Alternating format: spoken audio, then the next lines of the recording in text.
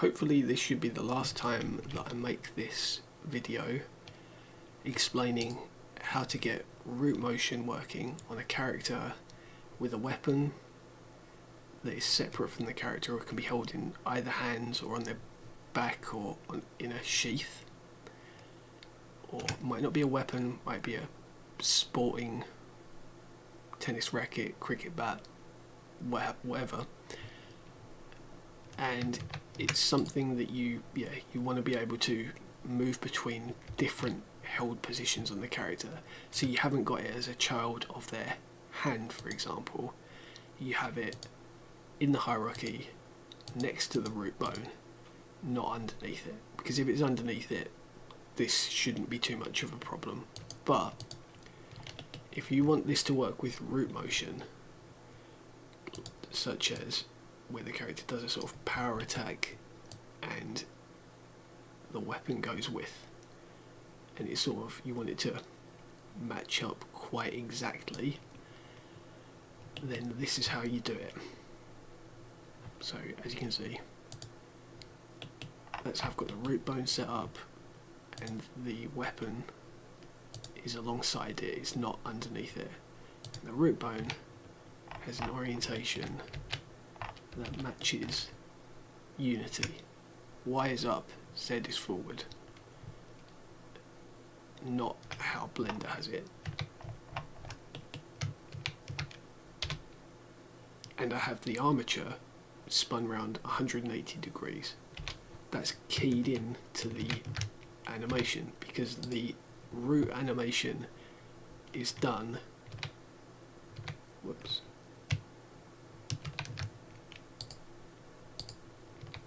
the root animation is done on the armature object itself. It's not done on the root bone. There is no keys on the root bone. Okay, that's kind of important for this, because if you do it on the root bone, it won't work, and that's what I've discovered. So it's keyed, spun around 180 degrees, and the movement is keyed there onto the location of the armature object itself. Object transforms, not root bone. And then we export it with these settings, which is what Unity wants. Z forward, Y is up. And then only deform bones, no leaf bones, yep, the NLA, all that good stuff. I don't have that switched on because it doesn't seem to work for me, and I do have that switched on. And then I thought I had to have on this, I thought I had to have baked axis conversion, but it doesn't need to make a difference. The only kind of important thing is when you click configure and you have your rig in there, in the top right you'll have the little gizmo thing, and Z forward will be pointing towards the camera, and the character should by default be pointing towards the camera as well. So the skeleton, the character, everything should have Z forward if it's all going according to plan. And then on the animation, this is it.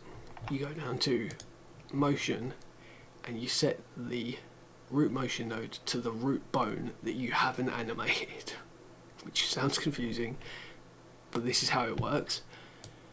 And so there you go, moving through world space.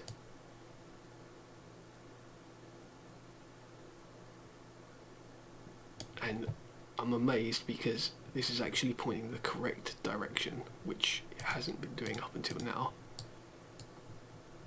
Usually it's pointing in the opposite direction, but I think that's because I have all of the animations. I've keyed the object to be spun around 180 degrees. That was what I was just testing just now, and I believe that is the result of that.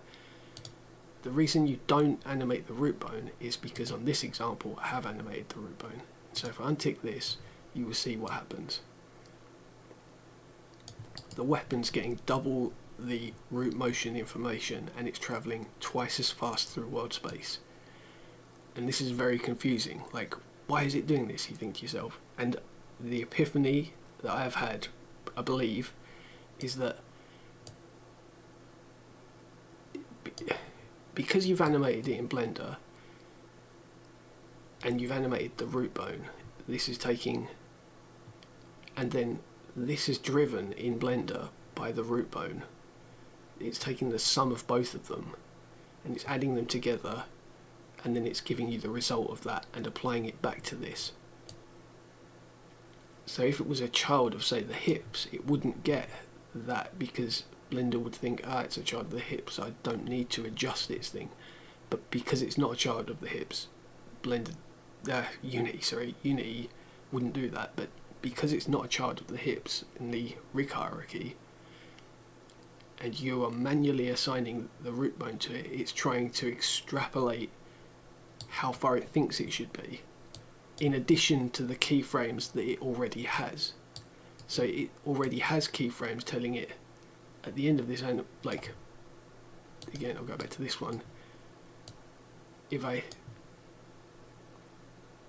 had animated the root bone here, and it gets to the end of the animation, this would all be keyed, and this would be at 2 meters forward in world space. And Unity would try and add the root bone's position to this position, resulting in it being 4 meters in world space, which is out here, and that's exactly the issue that I've been having up until now. So you animate the armature object itself inside Blender, and then in here you set it to the root bone that isn't animated, and this is the result. It's correct. And that was quite, I mean, if you're a person who's trying to work this out and you actually understand what I'm trying to tell you, then well done, because like, it's taken me a while to work out what the cause of this is and how to fix it. And so if you don't understand, that's fine. If you just follow the instructions, hopefully your animated character should work, because as you can see, this works, and this is the method that I've got to do it. But if you also understand why this is happening, good on you.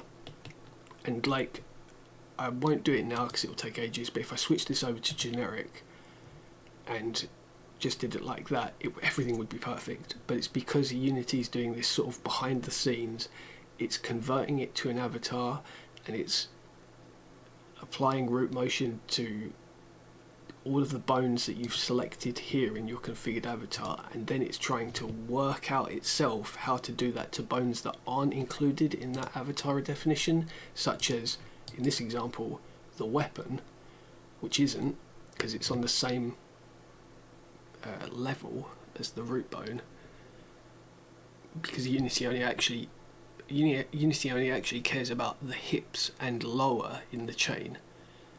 And so it looks at the root bone, and then it says, that's where you have all these options here when you don't have this tick to root, and you can choose between, how do I want to work out where the root should be calculated from? The feet, the centre of mass, the original position. And so it tries to give you those options so that it can apply different techniques to work out and so none of them work for this instance. This setup does though.